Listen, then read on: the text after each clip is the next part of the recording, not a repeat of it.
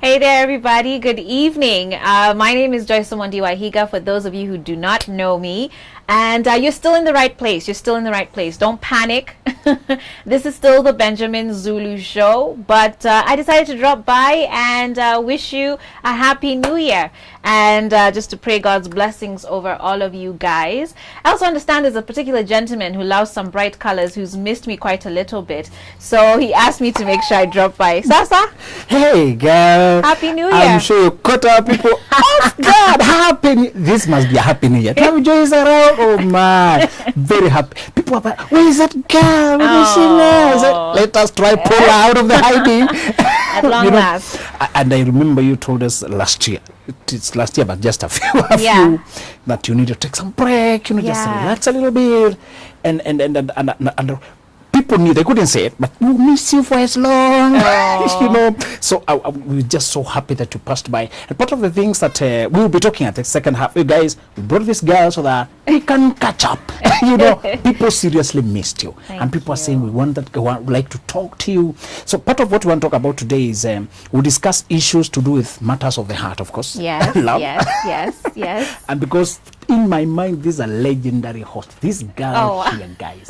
I keep calling her the Oprah Winfrey of Africa. Hallelujah. And I can see it. Oh, my. Thank and you. I keep telling her, just don't disappear from the scene. This is your thing. Because I know left to her devices, she can just take life easy. So I need to prod her. Let's move, you know. Thank you. But so today we'll talk about love affairs, but we'll also, there are many girls who have been asking if they wanted to follow your path. Yeah. Give us, what can I do? I'm 16, I'm 20, I'm 21. How did you, when you were my age, what were you doing to get to? So we'll be answering those questions. Guys, be ready to send those questions. This girl is here, and you don't know whether, when again, she'll be crossing our path. So we need to maximize the discussion. So she'll be helping us discuss the same way we've been discussing. Okay, she'll be helping us discuss. Those people say that they've been hurt by love. You know? Those people, they have given up. All right? And people are used to the setting where you are the host, I'm the expert. So let's continue. For all time's sake, right? Okay, so here I am. I'm going to be hosting at least the first part of today's discussion. A guest host, all right? Guest host. Oh, my. Guest hosting today's discussion, at least. And we want to talk about truths about love. And remember, you guys can send in your feedback and your comments as always. And so a lot of people, Benjamin, talk about love hurting, which, I don't know. Is love supposed to hurt? First of all, love is like honey. It's so sweet and incomparable, but also it can sting badly. At home, we know that you can be stung by that bee sting can be alone floating in the honey, and the bee is not there. It's just all of it just stings you.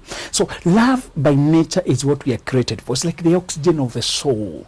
Actually, studies show that a baby which has just been born can respond to love. Imagine that. In hospital, they ask the mother to hold the baby skin to skin without all those wrapping things. And actually, experiments have been done. A child have been touched. That touching is showing connection, love. Love is expressed in many ways. It's concern, care, connection, acceptance. That's all those things mean love. Although when we are older, we only see romance and we forget love is in many ways. You can love your child, you can love your mother. But today we're talking about the romantic essence of love. So we're saying we are created to need love. So let's start by saying this is not a luxury. We are created to need it. And it should not be a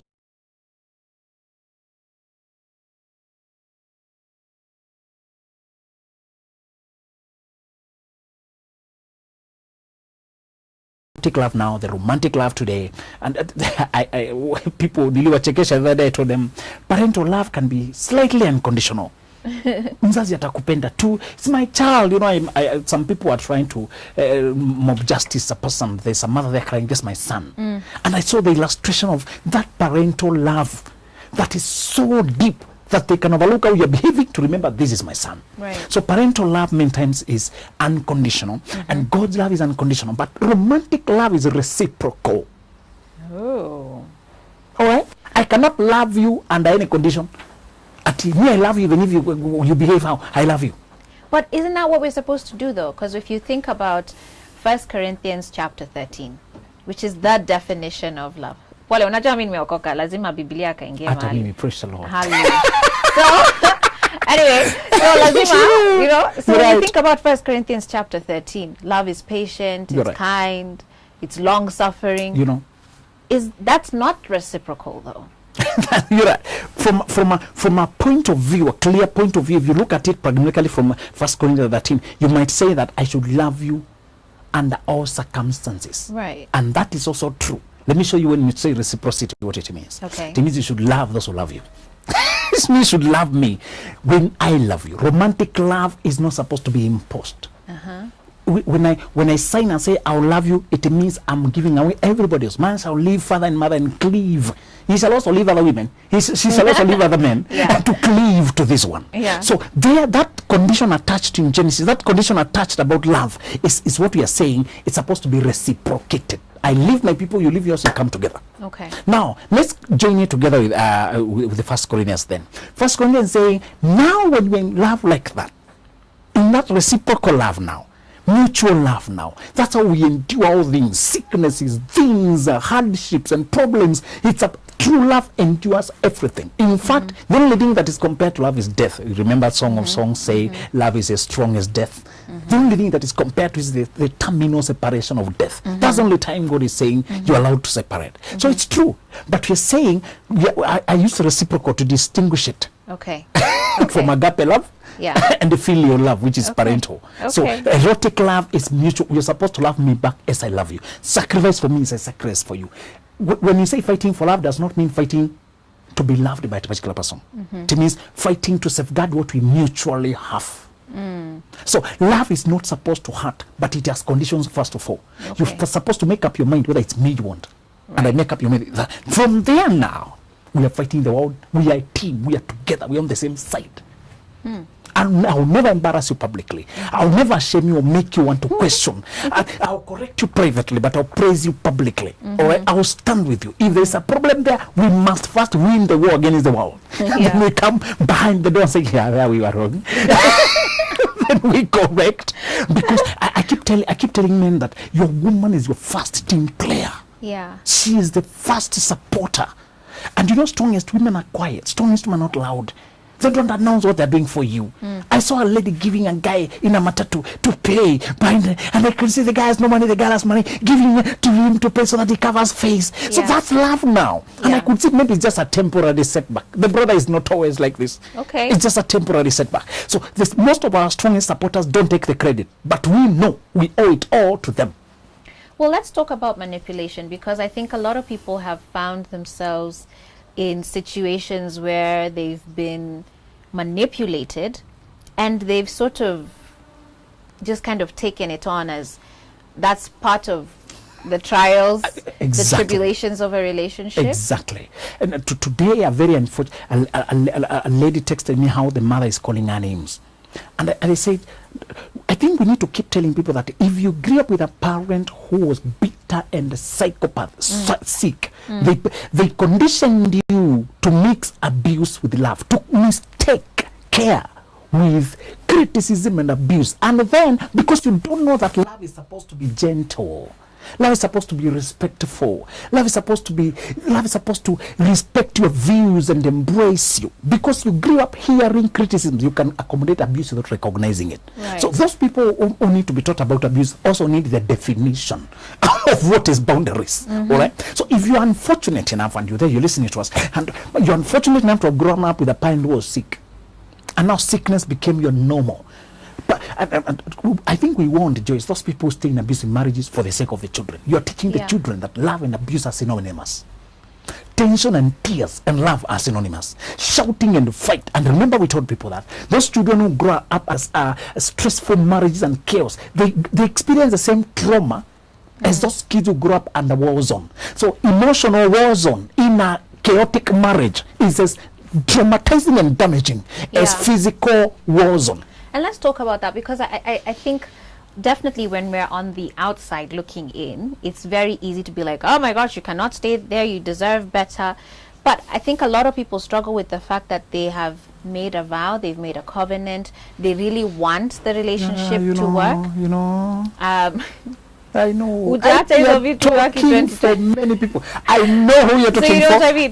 So it's hard, and I think that's where a lot of people then think that it is okay for love to hurt, because they feel I that must they're endure. saying they're hoping for a better day tomorrow or next month or next year. So going back to abuse specifically, because like you're saying, it damages the children watching this abuse. You're right. How does one then sort of reconcile their internal feelings? You know, maybe they are leaving the marriage for the sake of the children, but their own emotion, maybe they still love this person despite their craziness and the physical violence that they're projecting onto them. How does a person heal from something like that?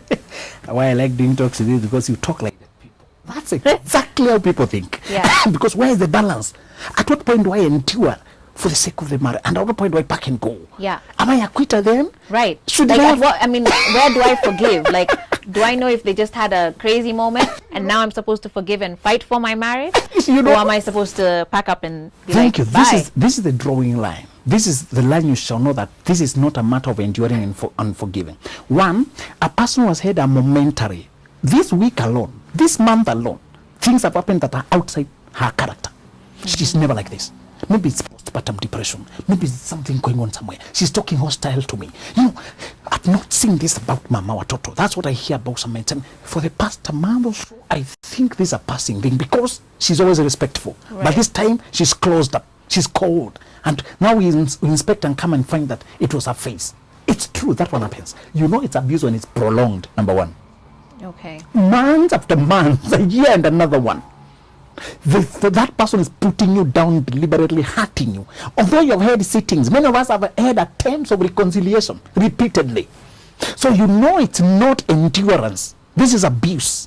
When it is repeated, prolonged, despite you explaining to the person, or it's hurting you. That's number one. Okay. Number two, you know it is not a matter of forgiveness, or when it is people do things secretly. They hide, deliberately doing things behind your back. Joyce, this is not a matter of enduring. Yeah. And there are some people who apologize because you found out, not because they're sorry. The differentiate between the person who apologizes to keep you here, and then you forgive the first time, and you tell them, please, and then I have been overwhelmed by the devil. I did, these things, and then you forgive, but then they go back again. So when it is a repeated, they abuse your trust over and over, and they can see it's a calculated steps of. That is what you're saying. This is not a matter of enduring. All right? And just you need to remind people, ideally, marriage is supposed to be lifelong. Ideally. Surely we don't take our vows for 5 years only. Right. We are not vowing to say, after this. But we are saying, while you are in fully, keep your eye open. Yeah. Whether your partner is still in fully. Right.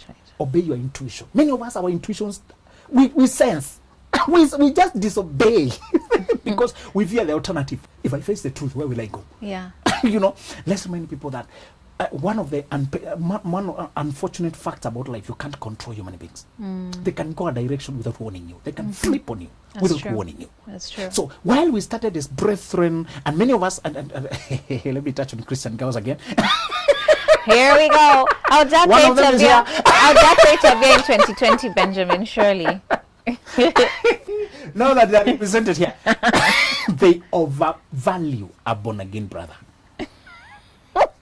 Christian girls give too many points to the fact that he is a saved brother. And the brethren can give a testimony. I'm saved, sister, from the time I met the Lord. Christian behavior is so easy to fake. Yeah, it's So true. easy to Sadly fake. so. It says the devil himself can pose as an angel of light. I strongly encourage that. After a brother confesses faith, go ahead to study his behavior. And more so, do you know, narcissists hide in church so effectively because in church we don't have strong accountability. We don't want to mulika your life. Give a brother time to grow. The Lord is working on him. So we don't want to keep looking at manipulative behavior. Yeah. We don't look too closely. And again, as a church, the word divorce is taboo. You cannot even entertain it. You must pray. You should not shame God. It's God who instituted marriage, and God hates divorce. He And Children too hate it. Yeah. But also God hates abuse. Right. And children too hate it. Right. So sometimes you are saying, remain realistic. Even if this person was born again, even if they are correct, keep checking whether they're still on course. All right? Right. And it's important to say that, you know, being a believer is not a title. It's not a name tag. Thank you. Right? The scripture says you will know them by their fruits. So it needs to be that our lives are a testimony of the things that we are saying. Exactly. So even as you're seeing those things, I think already a red flag should be if you know your person, they've not even been to church or any sort of fellowship for like 3 months now. They don't pray. They don't do quiet time. That should already be a red Please flag don't. to you. That, in fact, you identify them so clearly. Yeah. There are some brethren who are saved when they had no money. Yeah. Yeah. And just there are people who God does not give money because he will lose them. Can't be trusted. He will lose them. A brother gets a car, he can't come home. Uh-huh. He's all over. Brother gets money, he can't come home. Right. He's all over. Yeah. A sister gets money, now you can't talk to her anything. You know, I'm told of one guy is always on Zoom meetings. Throw the laptop, throw the Zoom meeting. You know, it's nice. Yeah. So we should be designing. The Bible says you test everything, discern the Right. spirits, all right? And you need to know when I am no longer with you in spirit. Okay. I want us to talk then about, and by the way, if you're just tuning in and you're wondering what is happening here, why is Benjamin the one answering the questions today? Apparently he missed me too much. My name is Joyce Omondi Wahiga. Yes. And Benjamin and I have come a long way together. Thank you for the invite to be here today. And thank you for coming. Oh, my family kept, my online family kept, where's that girl? And then you guys, you know, I said, now, please, I'm sure only that you can't hear the claps. You will see them in the Thank comments. you guys. Much love, much love. Thank you. But we're here talking about love. Yes. And whether true love actually hurts. And one of the other things that I want us to talk about, when you look at families, because, you know, there's love, the two of you, and then in Africa, your family, lazima, that circle is right there. Communal. All right. Baba mdogo, baba mkubwa. Yes. Chickens crossing fences. You know, that's just how it is.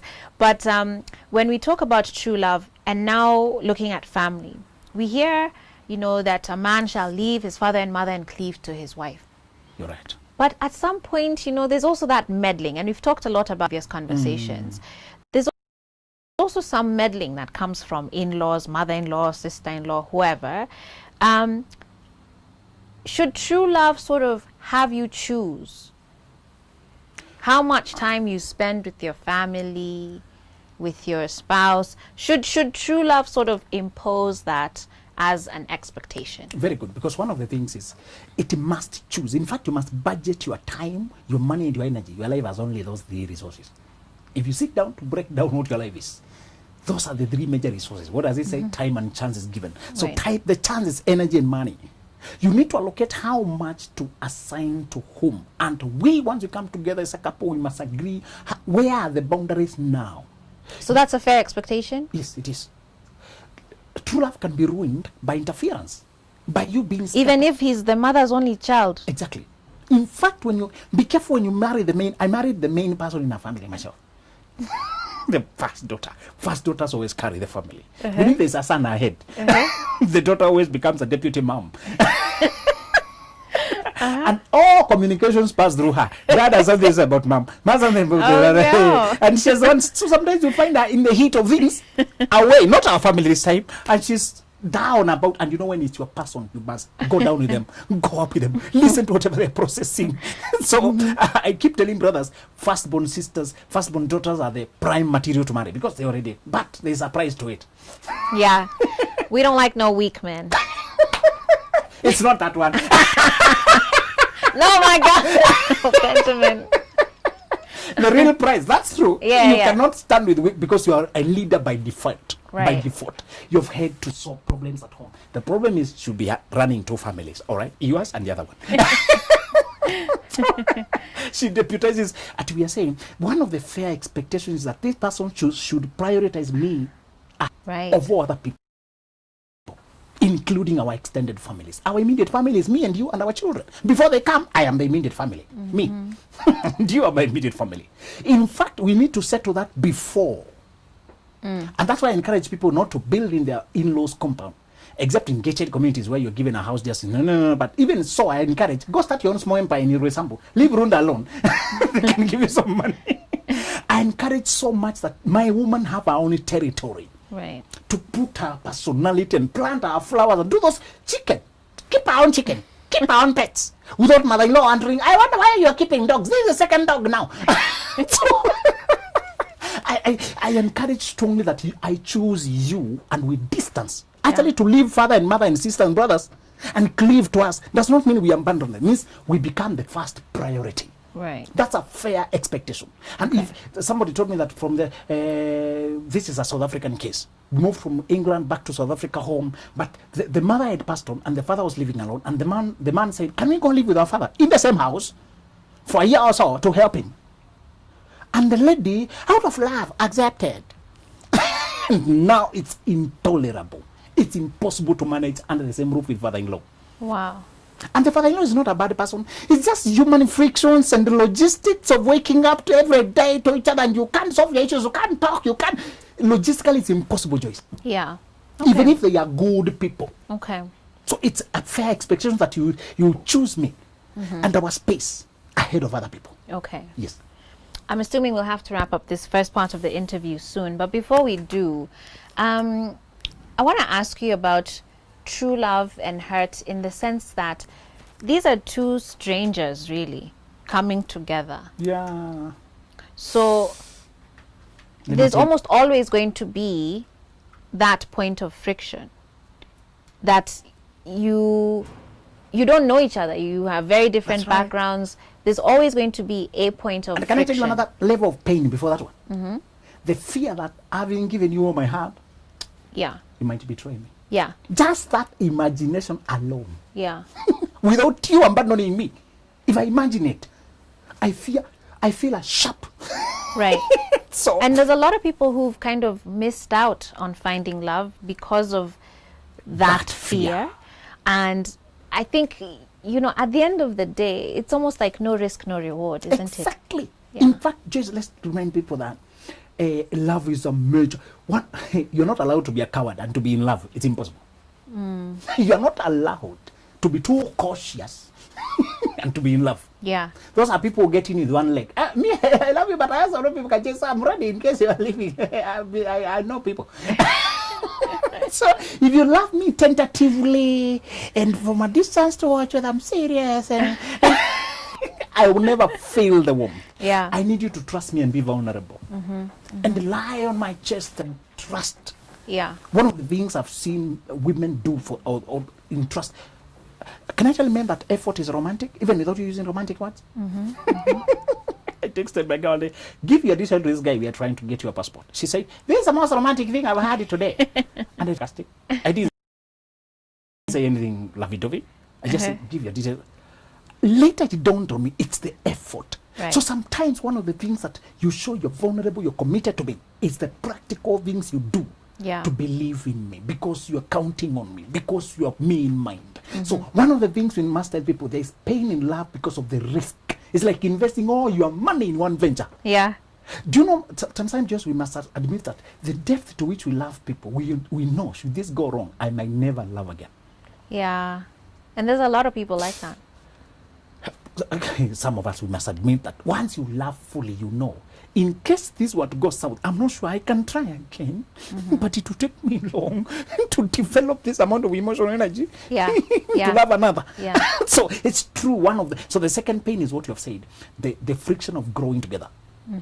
When crates of soda are in one, bottles of soda in one crate, and it's on the move, you hear click, click, click, because they're on the move. So that does not mean they're breaking, it's the normal. So because we are different individuals who grew up in different cultures, different families, different worldviews, there will be differences in perspective. But it's not the difference at heart, it's how we respond to each other's difference. Right. And if you think about it, when we talk about the two becoming one, that process in itself talks about friction, because you're taking two entities and you're trying to mold them together, you're trying to mesh them together. So you could actually end up with something much bigger, much more beautiful together, but you need to be committed to the process. So that Exactly. as soon as you feel the first friction, it might get harder and harder. You know, But if you are committed and you stay through it, you could have something let me very give you beautiful. an example that I like to switch off lights when I'm sleeping. Where's this conversation going, Benjamin? My wife likes them on lights. She likes Okay. I like. So it took me a while to adjust because when she's on all lights up, me when I see all the light, my sleep disappears. It takes me 30 minutes to load it to sleep again. Yeah. How she can sleep with it on? So I said, oh, these are the personal differences we were going to work through. I say I knew it theoretically, Right. but here I am to deal And with it's it. simple things. It's those small things. And It's not always She's grand. irritated when her socks has been thrown somewhere. Now, what is this? You know, and when I'm arriving, I'm on phone. I'm just, yeah. But she wants, I heard Obama and Michelle talk about that. I heard this Obama, this guy forgets. So there's something about ladies and you not stepping on the pavement inside the house and then you dirtify it. You should have removed the shoes before you get so that you don't step on it. So Yeah. I've seen small things that matter a lot. The bathing towel. Once you bathe, you need to hang it so dry. But I'm using, you know, I've seen those things that we say, the frictions Yeah. in small things, but they can be irritating and disturbing. Right. So one of the things I think we need to identify here is to say that becoming is evolving. Yeah. I've learned to accommodate what I don't like Yeah. because I love the person and she is like that. Because And there's you know you're working towards a greater there's good. an order she brought to my life. You see, those differences are also why I could not marry my shadow. Surely, when I was young, my father would call me Haraka-san. I was very fast. Yeah. I used to run so fast, but the running had the consequences. I would forget the main thing just for the speed. So I would run to the market and run back. Although I went with the bicycle, I forget it and come back running. Oh, With the dear. bicycle. I've done that. I've been sent to the money. Then I'm running with that wheel. You know, the money falls. I have the market, but I don't have the money. Oh, dear. So I needed a stabilizer in my life. I couldn't marry another jumpy like that. We'll forget the kid one day in the clinic. Where's the child? Oh my God, were you the one? So I knew I needed a person who is not exactly like me, who is different from me enough to complete me, and also Yeah. similar to me to connect with me. That's the thing. Yeah. Because although when you're two opposites attract, but then attack. You need to have a meeting point. A person who also can catch up with my pace, can Yeah. move at my speed. When I was dating, I was so frustrated. Girls would comment weird comments after my dates. Really? Oh my God. One asked Like me, what? I went for a date and the date was, but at the end she asked, was that an exam? My head is so tired. Oh no. If it was an exam, I was the one who failed. No That was kidding. the first and the last date. Oh, And this dear. was a professional, a nurse, a girl I thought these should be the people I should be trying to marry. You know, and I go for another one and she say, at the end of the day, she texts my friend, your friend is always like that. Oh, it was only today. Oh dear. She thinks I'm too fiery, too up and gentle, and they say, can you calm down? So I knew I will have to adjust a lot even when I finally find the one. Right. And she was able to tell me candidly, this is what you need to adjust. And that's a good point you've made, that there is adjustments to make. Like you can't enter a marriage bulldozing how you want things to be. So sure, you have a very bubbly, very outspoken The way I move personality, is the but same way- you need Exactly. to navigate. Like when I drive the same way I move. Oh no. Exactly. That makes me scared for everybody on the road. I apologize on Benjamin's behalf. You know, and so when sometimes I'm carrying my mom, she reminds me, today we are carrying a different person. It's not me. Yeah. Because when we hit bumps with her, we just enjoy it. That's another one. I'm accounting for you. You'll be penalized. That's that one. That is sausage. Oh Lord. But when it's mom, we must remember we are carrying a gen. Right. So I have had to be taught, and that's I tell her, if I move slower than my pace, I will not be fully engaged. I can actually cause an accident because my mind is not there. I just drive safely, but I drive according to my energy. All right. Okay. We'll be taking their questions. I'm sure they're asking. Girl, tell us. So I'll be coming back to you to ask the last thing about love. So to Okay. go back to you. So the way I can say about this is prepare for growth when you marry. Don't marry and tell the person not to correct you. You're wasting the purpose of the union. It's supposed Yeah. to expand you, challenge you, rebuke you. If there's a person who calls you, who calls out the stuff you need to be correcting, and also on the front line, the alpha person is usually so exposed to the public, all right? It's not always the man, sometimes the woman. The one who's interacting a lot with the public, the other person who's playing the support role is viewing you as close everywhere. Can you imagine now? Pages are mentioning me everywhere, and my girl is always telling me, I saw this being commented. Where do you get all the time to check where I'm being measured? I don't have that. I'm so happy she has time to check how our work is affecting the public and to check, to give me feedback. And I told her, you're reminding me of the wife of Franklin Delano Roosevelt. The wife of always checking how is the program affecting and suggesting adjustments. If you are not open to correction, and there are men who can't even allow their wives to dress them. 2021, may you have a change. Exactly. Allow the person who came with the strength to bring the strength to the relationship. Anything else you have about the love? I don't know, but I think as we get ready to maybe get some questions, get some questions loaded on here, maybe we can just kind of summarize what it is we're saying here today on true love.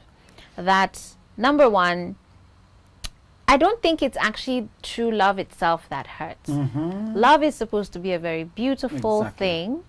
It is the forming or the breaking of it that is going to hurt.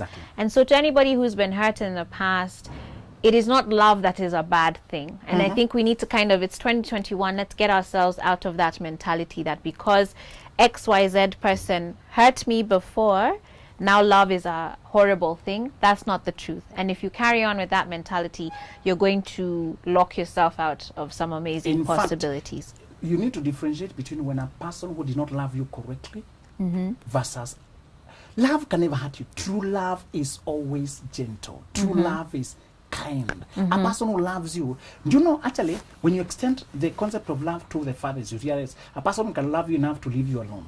Yeah. Without causing a hell because you rejected them.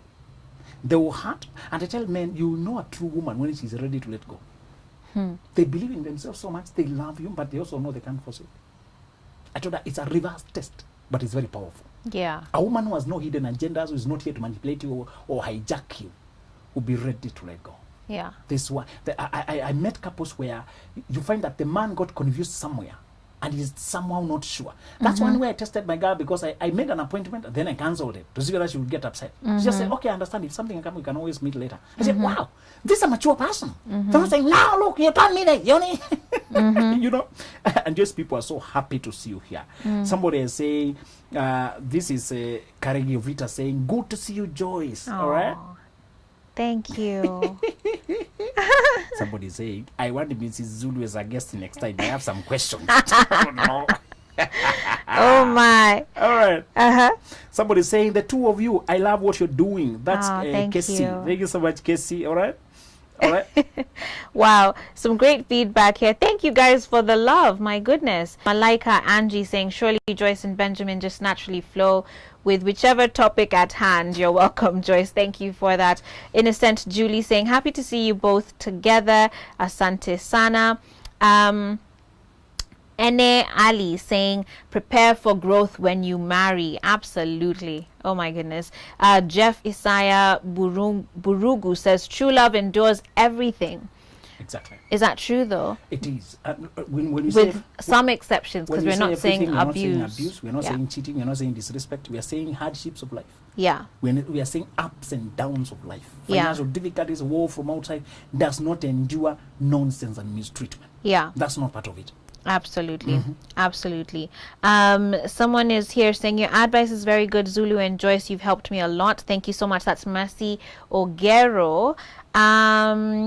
Miss Segi saying, what an awesome combo. We missed the two of you. I hope you'll run the show together henceforth. You have such a... My prayer, so praise the Lord. Who said that? Please mention the name. I would like to tell you. The name is Miss